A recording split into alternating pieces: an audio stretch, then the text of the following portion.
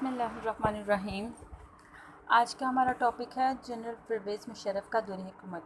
Previous ہم نے پڑھا نواز شریف اور بے نظیر بھٹو کا دور حکومت۔ پرویز مشرف کا دور حکومت 12 اکتوبر 1999 سے سٹارٹ ہوتا ہے۔ جنرل پرویز مشرف نے بطور چیف آف آرمی سٹاف آئین کو معطل کر دیا اور وزیر اعظم میاں محمد نواز شریف کی حکومت کا تختہ الٹ دیا، قومی اور صوبائی اسمبلیاں میں معطل کر دیں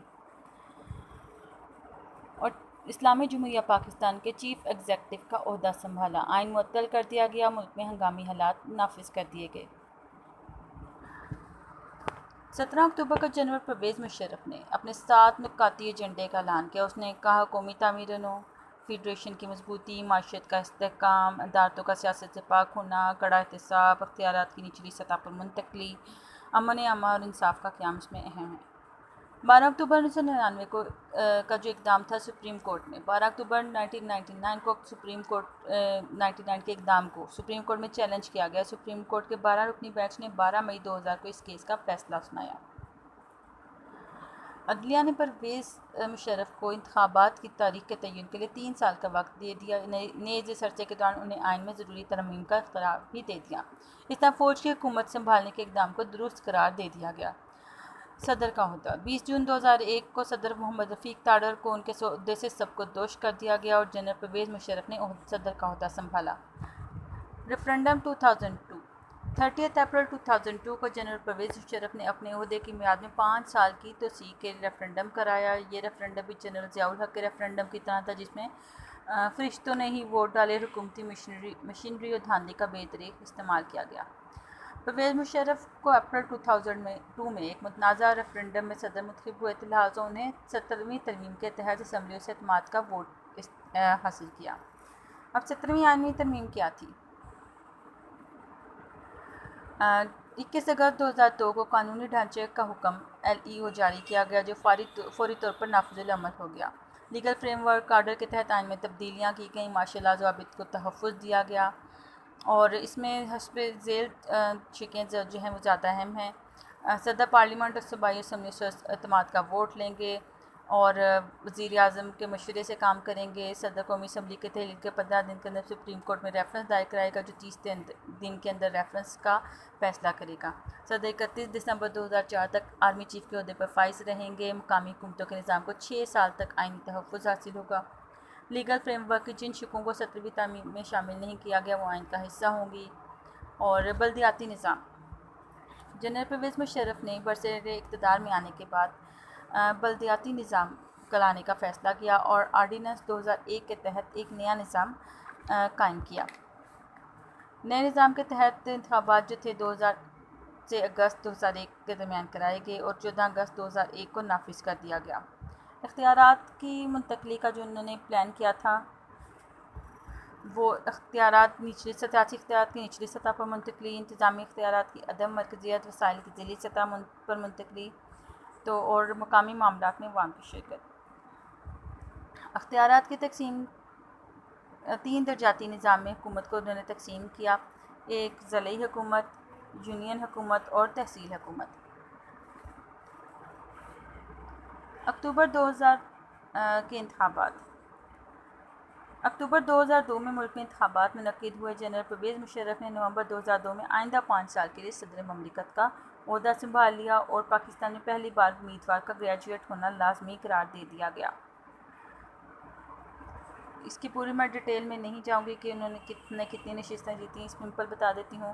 فروری 2003 کو وفاقی حکومت نے لیگل فریم ورک آرڈر کے حوالے سے ایک نوٹیفیکیشن جاری کیا جس کے وائس صدر پرویز مشرف کو گورنروں، تینوں مسلح افواج کے سربراہوں، chief election commission chairman, federal public service commission کی تقرری اور اسمبلیوں کے برطرف سمیت لامحدود اختیارات جو تھے انہیں سونپ دیے گئے۔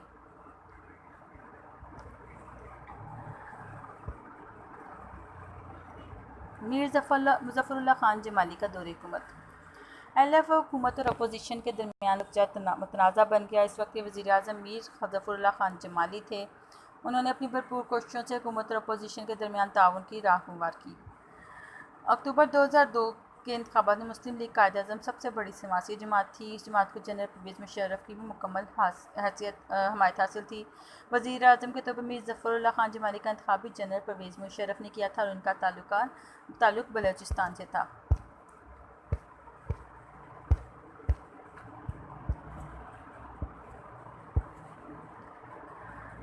جنرل پرویز مشرف اور ان کے درمیان کچھ اختلافات ہو گئے اور انہوں نے صرف اور 26 جون 2004 کو وہ مستعفی بھی ہو گئے۔ وزیر اعظم چودھری شجاعت حسین، ان کا دور حکومت 26 جون سے 2004 سے 28 اگست 2004 صرف 2 مہینے تک کا تھا۔ مسلم لیگ کاف کے سربراہ چودھری شجاعت حسین میر ظفر اللہ خان جمالی کے استعفے کے بعد 2 ماہ کی مختصر مدت کے لیے وزیر اعظم بنے۔ پہلے ہمایوں اختر عبدالرحمن کا نام نکالا گیا تھا، لیکن چودھری شجاعت حسین اس پر ضامن نہ تھے، لہٰذا فیصلہ ہوا کہ پہلے چودھری شجاعت حسین وزیر اعظم بنیں گے، لیکن جب وزیر اعظم خزانہ شوکت عزیز قومی اسمبلی کے رکن منتخب ہو جائیں گے تو وہ وزیر اعظم کا عہدہ سنبھالیں گے۔ شوکت عزیز کا دور حکومت 28 اگست 2004 سے 15 نومبر 2007 تک تھا۔ شوکت عزیز نے مسلم لیگ کے ٹکٹ پر 18 اگست کو منعقد ہونے والے ضمنی انتخابات میں حصہ لیا، لیکن 2 نشستوں سے کامیاب ہونے کے بعد انہوں نے اٹک کی نشست پارکر اور پارکر کی نشست چھوڑ دی اور 28 اگست 2004 کو وزیر اعظم کے عہدے کا حلف اٹھایا۔ اس طرح وہ محمد علی بوگرا اور معین قریشی کے بعد امریکہ سے درآمد کردہ تیسرے وزیر اعظم تھے۔ جنرل پرویز مشرف اور عدلیہ۔ صدر جنرل پرویز مشرف کے دور میں عدلیہ جو تھی مسلسل دباؤ کا شکار رہی۔ عدلیہ اور انتظامیہ کے درمیان تصادم اس وقت عروج پر پہنچا جب 9 مارچ 2007 کو سپریم کورٹ آف پاکستان کے چیف جسٹس افتخار محمد چودھری کو صدر جنرل پرویز مشرف نے دیگر جنرلوں کی موجودگی میں کیمپ آفس بلا کر استعفیٰ طلب کیا۔ چیف جسٹس کے انکار پر ان کو معطل کر دیا گیا، ان کے خلاف ریفرنس جوڈیشنل کونسل کو بھیج دی گئی۔ 13 مارچ کو چیف جسٹس کی معطلی کو سپریم کورٹ میں چیلنج کیا گیا۔ جسٹس خلیل الرحمان کی سربراہی میں بینچ کی مقدمے کی سماعت ہوئی اور کافی نامور وکلاء اس میں شامل ہوئے۔ چیف جسٹس کی معطلی کے دوران وکلاء، سول سوسائٹی اور عوام نے زبردست احتجاج کیا۔ 20 جولائی کو سپریم کورٹ نے چیف جسٹس کے حق میں فیصلہ دے دیا۔ 6 اکتوبر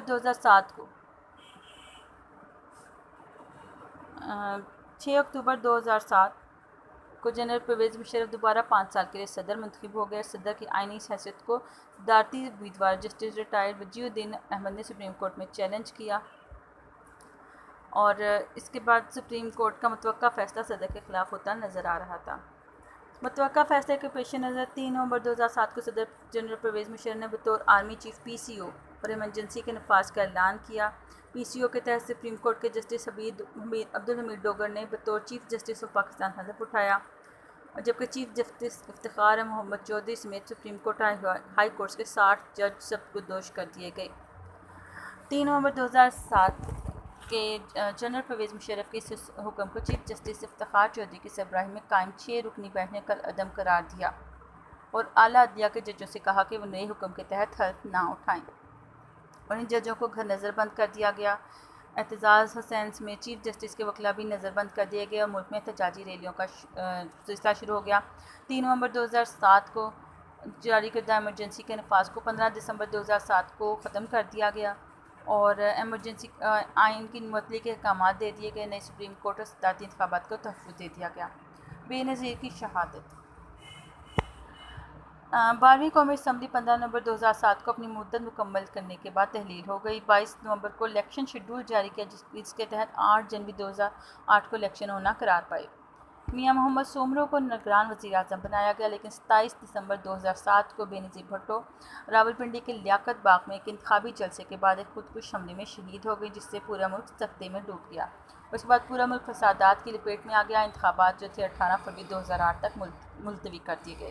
2008 کے انتخابات میں پیپلز پارٹی نے 342 نشستیں حاصل کیں اور اس کے بعد انتخابات کے بعد بڑی جماعتوں پاکستان پیپلز پارٹی مسلم لیگ کے درمیان مل کر کام کرنے پر اتفاق ہوا۔ اس سلسلے میں ایک اعلیٰ سطح اجلاس بھی ہوا اور اس میں معاہدے کے نکات شامل کیے گئے۔ معاہدے کے تحت پیپلز پارٹی کے یوسف رضا گیلانی سے بھاری اکثریت یعنی 264 ووٹوں کے ساتھ وزیر اعظم منتخب ہوئے۔ انہوں نے 24 مارچ 2008 کو عہدے کا حلف اٹھایا، جب ان کی کابینہ میں مسلم لیگ کے نور خان بھی شامل تھے۔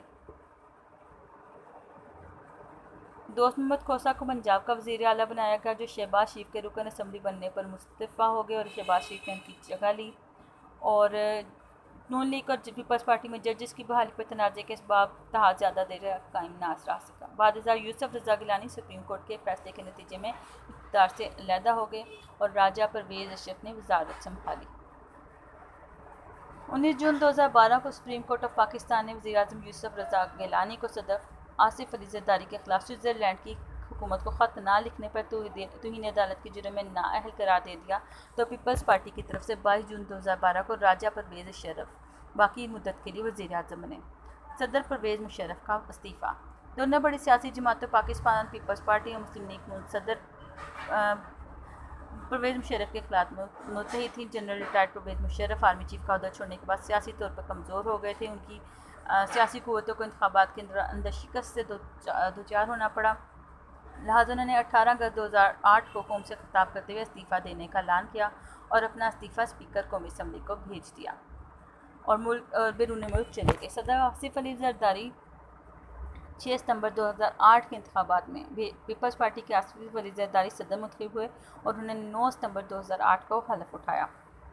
18ویں ترمیم۔ جنرل پرویز مشرف کی آمریت کے دور میں جلاوطنی میں بینظیر بھٹو اور میاں نواز شریف کے درمیان تاریخی دستاویز چارٹر آف ڈیموکریسی پر دستخط ہوئے۔ محترمہ کی شہادت کے بعد مرکز میں پیپلز پارٹی برسر اقتدار آئی اور سیاسی قوتوں کے دباؤ پر سینیٹر رضا ربانی کی قیادت میں تمام سیاسی جماعتوں پر مشتمل آئینی کمیٹی بنائی گئی، جس نے 9 ماہ سے زائد عرصے میں 18ویں ترمیم کا بل تیار کیا اور اس میں رد و بدل کی گئیں۔ اس میں سینیٹ کی نشستیں 100 سے بڑھا کے 104 کی گئیں۔ شیڈول 6 اور 7 کا خاتمہ کر دیا گیا۔ سرحد کا نام KPK خیبر پختونخوا رکھ دیا گیا۔ وزیر اعلیٰ وزیر اعظم پر تیسری بار عہدے پر فائز ہونے کی پابندی ختم کر دی گئی۔ عام انتخابات 2013۔ مئی 2013 کے انتخابات میں مسلم لیگ نون کو اکثریت حاصل ہوئی۔ مسلم لیگ کے نواز شریف جو تھے تیسری مرتبہ وزیر اعظم بنے اور صدر آصف علی زرداری کے بعد مسلم لیگ نون کے ممنون حسین جو تھے صدر بنے۔ انہوں نے عہدے کا حلف 9 ستمبر 2013 کو اٹھایا۔ 28 جولائی 2017 کو سپریم کورٹ آف پاکستان کے 5 رکنی بینچ نے وزیر اعظم میاں محمد نواز شریف کو پاناما کیس میں نااہل قرار دے دیا۔ ان کے مسلم لیگ نون کے شاہد خاقان عباسی جو تھے 1 اگست 2017 کو وزیر اعظم بنے، جو 31 مئی 2018 تک اپنی مدت کے خاتمے تک وزیر اعظم رہے۔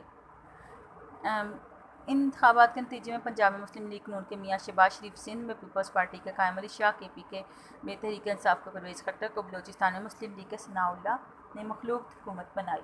عام انتخابات 2018۔ 25 جولائی 2018 کو ہونے والے انتخابات میں 18 اگست 2018 کو تحریک انصاف کے چیئرمین عمران خان نے پاکستان کے 22ویں وزیر اعظم کی حیثیت سے عہدے کا حلف اٹھایا۔ انہوں نے وزیر اعظم کے انتخاب میں 176 ووٹ حاصل کیے۔ تحریک انصاف نے نہ صرف مرکز بلکہ KPK اور پنجاب میں بھی حکومت بنائی۔ بلوچستان میں مخلوط حکومت بنی، جبکہ سندھ میں پاکستان پیپلز پارٹی نے حکومت بنائی۔ پنجاب میں تحریک انصاف کے عثمان بزدار، KPK میں تحریک انصاف کے محمود خان، سندھ میں پاکستان پیپلز پارٹی کے مراد علی شاہ اور بلوچستان میں بلوچستان عوامی پارٹی کے جام کمال وزیر اعلیٰ بنے۔ انہیں تحریک انصاف کی حمایت حاصل تھی اور 4 ستمبر کو صدر کے انتخاب میں عارف علوی نے کامیابی حاصل کی اور 9 ستمبر 2018 کو اپنے عہدے کا حلف اٹھایا۔ عارف علوی کا تعلق کراچی سے ہے۔ یہ تھے 1999 سے لے کے اب تک 2019 تک کے سیاسی جتنے بھی ہمارے وزیر اعظم بنے۔ اس کے بعد ہم بات کرتے ہیں 9/11 کے واقعے کی۔ جنرل پرویز مشرف کے دور حکومت میں ایک واقعہ 11 ستمبر 2001 کو پیش آیا، ورلڈ ٹریڈ سینٹر پر دہشت گردی کا واقعہ، جس میں امریکی ایئر لائن کے 4 مسافر بردار اغوا شدہ طیارے ورلڈ ٹریڈ سینٹر اور پینٹاگون کی بلند بالادہ عمارتوں سے ٹکرائے، جس سے اربوں کا نقصان ہوا، ہزاروں بے گناہ لوگ مارے گئے۔ اور ایک اور جہاز جو امریکی صدر کی رہائش گاہ وائٹ ہاؤس کی جانب پرواز کر رہا تھا، راستے میں ہی مار گرایا گیا۔ امریکہ میں اس حملے کے خلاف تشویش اور غم اور غصہ پھیل گیا اور انہوں نے اس حملے کی ذمہ داروں کے خلاف اعلان جنگ کیا۔ امریکہ نے اسامہ بن لادن اور ان کی تنظیم القاعدہ کو اس حملے کا ذمہ دار قرار دیا۔ افغانستان کی طالبان حکومت سے مطالبہ کیا گیا کہ اسامہ بن لادن کو ان کے حوالے کیا جائے، اور انہوں نے کہا جو کوئی بھی دہشت گردوں کی پشت ناہی کرے گا، امریکہ اس کے خلاف کارروائی کرے گا۔ 7 اکتوبر 2001 کو افغانستان پر شدید بمباری شروع کی گئی اور اس کے نتیجے میں 13 نومبر 2001 کو افغانستان سے طالبان کی حکومت ختم ہوگی۔ حکومت پاکستان دہشت گردی کے معاملے میں امریکی حمایت کے سوال پر نازک صورتحال سے دوچار تھی، کیونکہ پاکستان کے طالبان حکومت کے ساتھ قریبی تعلقات تھے۔ امریکہ نے اس موقع پر پاکستان کے حکمران جنرل پرویز مشرف سے کہا کہ امریکہ کی مخالفت یا حمایت میں سے ایک کا انتخاب کرے، اور دھمکی دی کہ اگر پاکستان امریکہ کی حمایت کرے گا تو ترقی کرے گا، اور اگر مخالفت کرے گا تو اسے پتھر کے زمانے میں پہنچا دیا جائے گا۔ تو پرویز مشرف نے امریکہ کے تمام مطالبات تسلیم کر لیے، اور انہوں نے کہا کہ انہوں نے یہ پاکستان کے مفاد کے لیے کیا ہے، اور ان کا موقف تھا کہ دہشت گردی کے خلاف عالمی رائے کا ساتھ دینے سے پاکستان کا وقار بلند ہوگا اور ترقی کی نئی راہیں کھلیں گی۔ اب دوسرا پہلو اسی چیز کا یہ ہے کہ دوسرا رخ دیکھا جائے تو امریکی حمایت کے بدلے میں پاکستان کو مختلف بہت بھیانک حالات سے دوچار ہونا پڑا ہے۔ پاکستان کے اندر دہشت گردی شروع ہو گئی۔ افغانستان پر امریکی بمباری کے بعد ہزاروں مسلح لوگ پاکستان آ گئے، ان کی قبائلی علاقوں کے لوگوں سے رشتہ داریاں ہو چکی تھیں، ان میں ازبک، چیچن، عرب، پاکستانی سب شامل تھے۔ امریکہ کے ڈومو کے مطالبات کے نتیجے میں جب پاکستانی نے ناصری کے خلاف کارروائی کی تو انہوں نے پاکستان کو اپنا دشمن نمبر 1 تصور کر لیا۔ پاکستان کی فوج نے وزیرستان، بانا، باجوڑ، پارا، چنار اور سوات میں آپریشن کیے، جس کی اسے بھاری قیمت چکانا پڑی، اور اس دہشت گردی کے خلاف جنگ میں پاکستان کی فورسز کے 5,000 سے زیادہ جوان اور 70,000 عام شہری شہید ہو چکے ہیں۔ پاکستان میں army headquarter, PNS Mehran base, army public school پر پشاور کے آرمی پبلک اسکول پر حملہ سمیت دہشت گرد درجنوں حساس مقامات کو نشانہ بنا چکے ہیں۔ مساجد، پارک، پبلک مقامات کی کسی بھی جگہ کو نشانہ بنا لیا جاتا ہے۔ پاکستان میں سرمایہ کاری سے خاتمہ ہو گیا ہے، زندگی اور کاروبار غیر محفوظ ہو کر رہ گئے ہیں۔